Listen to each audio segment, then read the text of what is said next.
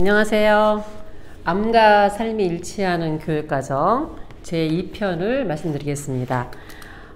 오늘은 암과 삶이 일치하는 교육과정을 운영했던 두 가지 사례를 이어서 말씀드리겠습니다. 첫 번째는 학교 벽 발자국은 행위자가 같이 고민해야 라는 제목으로 쓰고 있고요. 두 번째 사례는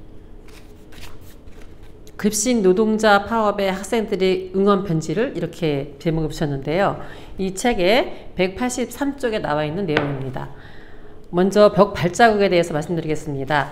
제가 2019년에 경모교장으로 우리 중학교 교장으로 갔는데요. 그때 벽 발자국 모습이 여기 사진이 실려 있는데요. 이 사진 잘 보이실까 모르겠는데 책의 184쪽에 있습니다. 이처럼 아주 벽에 복도랑 교실 그 벽이 완전히 발자국으로 덮여 있었습니다. 색깔이 겨우 보일 정도로 너무 지저분한 상태였는데요. 이 문제를 해결하기 위해서 벽 색깔을 칠해야 되겠다고 생각했습니다. 근데 사실 이 벽은 아름다운 학교 만들기 프로젝트 사업으로 돈이 굉장히 많이 들여서 1억이 넘게 들었다고 그때 들었었는데 그렇게 만든 그 칠이었는데요. 불과 한 1년 반밖에 안 됐는데 이런 사태가 된 것이죠. 이것을 어떻게 해결할까 1년 동안 고심을 했습니다. 그래서 이거를 그냥 칠해주는 것은 다시 똑같은 사태가 벌어질 가능성이 크기 때문에 이것을 교육과정으로 가져가서 학생들과 같이 고민해야 되겠다라고 판단했습니다. 그래서 제가 1년 지나서 20년에 1학기에 이것을 학급회의 안건으로 붙였습니다. 학급회의에서 뭐라고 붙였냐면 학교 벽 색깔을 다시 칠할 것인가 말 것인가 라고 물었는데요. 학급회의를 하기 전에 제가 전교생 전체한테 방송으로 이 상황을 설명을 했고 이 색칠을 하기 위해서 돈이 얼마가 들어갔고 그 돈은 어떤 돈이냐면 여러분들 부모님이 열심히 일해서 낸 교육비다. 이 교육비가 벽 칠하는데 색깔이 칠해졌는데 이게 다시 또 칠하게 되면 그만큼의 또 돈이 들어갈 거고 이렇게 세금이 잘못 쓰이는 꼴이 된다. 그렇다고 이렇게 지저분한 학교를 놔둘 수는 없다. 깨진 유리창 법칙처럼 환경이 깨끗해야 여러분도 깨끗하게 더 그런 어떤 마음으로 환경을 접할 수 있어서 더 좋은 교육을 할 수 있다라고 이야기를 했습니다. 그리고서 다시 칠하게 되면 얼마가 돈이 들어갈 건지도 다 제가 견적서를 받아서 보여줬는데요. 견적서까지 보여준 이유는 뭐냐면 현실의 문제를, 즉 삶의 문제를 삶의 문제로 같이 연결하기 위한 조치였습니다. 그렇게 한 다음에 학급회의를 열었습니다. 그런데 학급회의 결과는 어떻게 나왔을까요?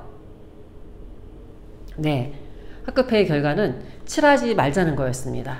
그 이유는 칠해봤자 다시 또 얼마 후에 이렇게 될 거니까 라는 거였고 이 결과는 교직원들도 마찬가지였습니다. 교직원들도 회의를 했는데요.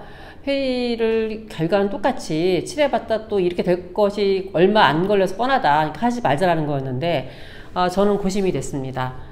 이렇게 지저분한 학교에서 아이들이 계속 공부해야 하나? 이것은 사실은 교육적이진 않은 거죠.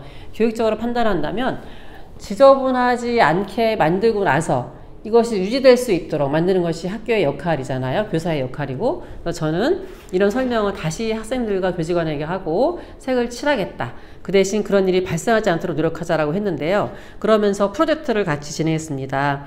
사실은 이 복도벽 칠하는 문제를 학급회의로 가져온 것부터가 프로젝트의 시작이었던 거죠. 교육과정의 시작인 거고.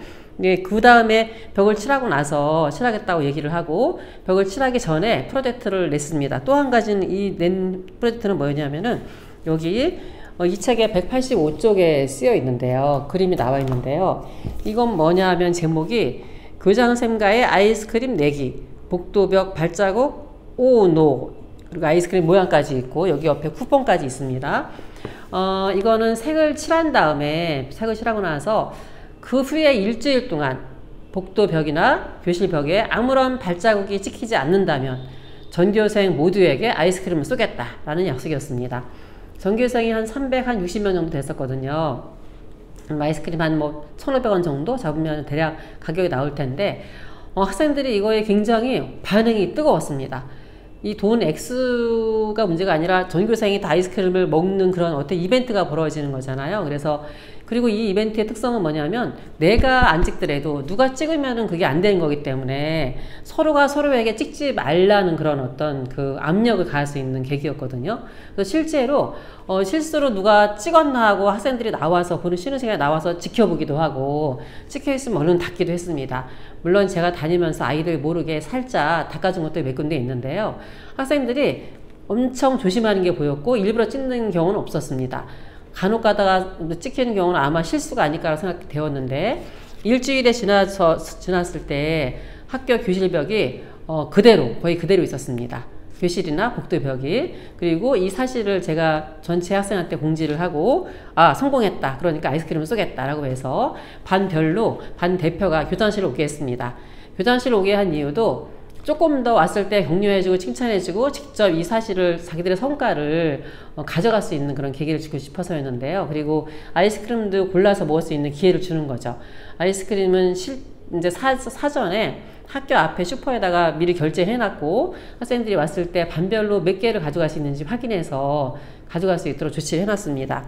이렇게 하고 나서 그 성과는 놀라웠습니다.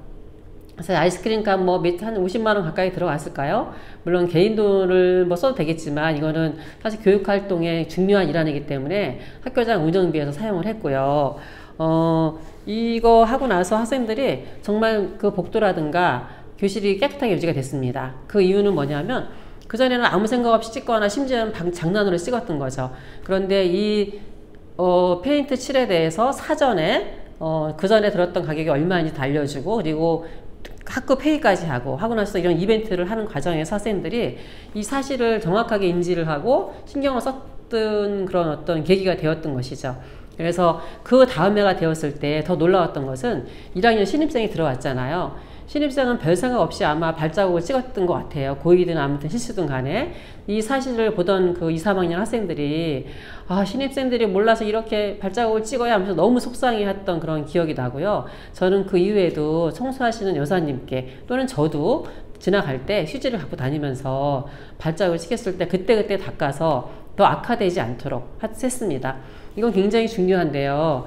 여러분들이 깨진 유리창 법칙 아시죠? 깨져 있는 유리창이 있으면 거기다가 더 많이 쓰레기를 버린다는 그런 뉴욕의 어떤 학자들이 얘기한 건데 실제 깨끗하게 하고 나니까 학생들이 더 깨끗하게 유지하려고 했습니다.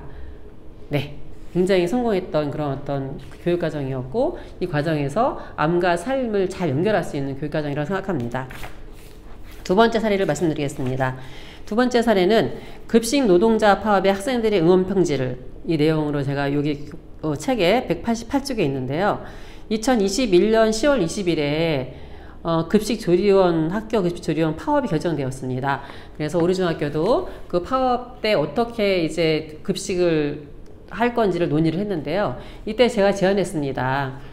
이때야말로 학교 노동자들이 파업하는 이때야말로 학생들에게 노동권이 무엇이고 노동권이 왜 중요하고 우리는 어떻게 대응해야 되는지를 공부할 수 있는 가장 좋은 기회가 될 것이다. 계기 수업을 하자라고 제가 제안을 했고 한 선생님께서 그것을 받아들이셔서 수업을 진행했습니다. 수업은 한 4차시, 5차시 정도로 진행을 했는데요.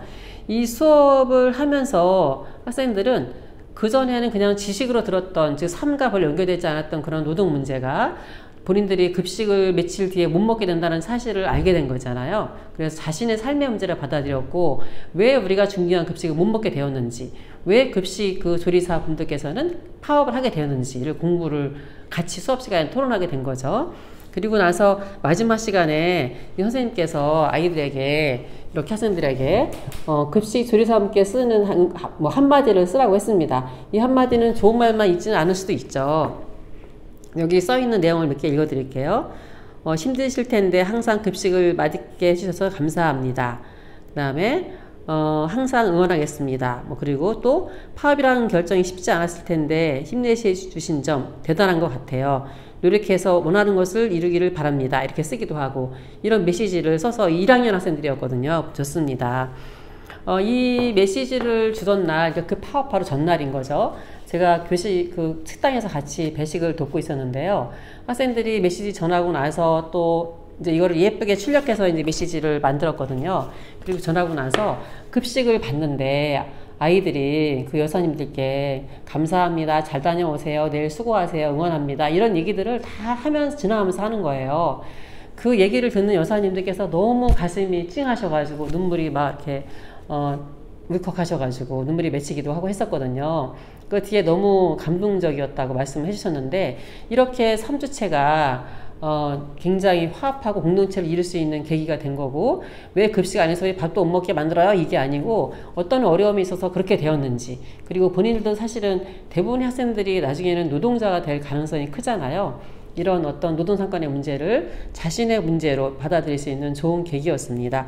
이 학생들이 급식을 다음날 간편급식을 줬거든요. 빵하고 뭐 음료수하고 과일을 줬는데, 이거를 받고 나서 아무런 불만이 없었습니다. 저희가 미안하다라고 말을 해도 아닙니다 뭐 그러면서 너무 맛있어요 들고 나가서 그 밑에 앉아서 맛있게 도란도란 이야기 나누면서 먹었고, 이 학생들이 집에 가서 어떻게 말했을지는 안 봐도 뻔합니다. 아마 집에 가서 뭐 글씨 못 먹어서 불편했어 이런 것이 아니고, 이제 수업 시간에 뭐 이런 공부했던 걸 얘기하면서 이래서 파업을 했대라고 이야기를 했겠죠. 그럼 그 얘기를 전달받은 그 부모님들께서도 대부분 다 노동자이시기도 하잖아요. 간접적으로 사실은 학생을 통해서 이런 어떤 노동 3권에 대해서 같이 공부하는 계기가 되고, 학교에 대해서도 공동체적인 문화가 확산되는, 즉 학부모와 교사와 학생이 같이 이 어려움을 겪어내는 그런 좋은 공동체적 문화가 만들어진 계기였다고 생각합니다. 네, 이 두 가지 사례 오늘 짧게 말씀드렸습니다. 더 자세한 이야기는 이 책에 자세히 써 있으니까 책을 사서 봐주시기 바랍니다. 그리고 내용이 좋으시면은 좋아요와 구독도 부탁드립니다. 감사합니다.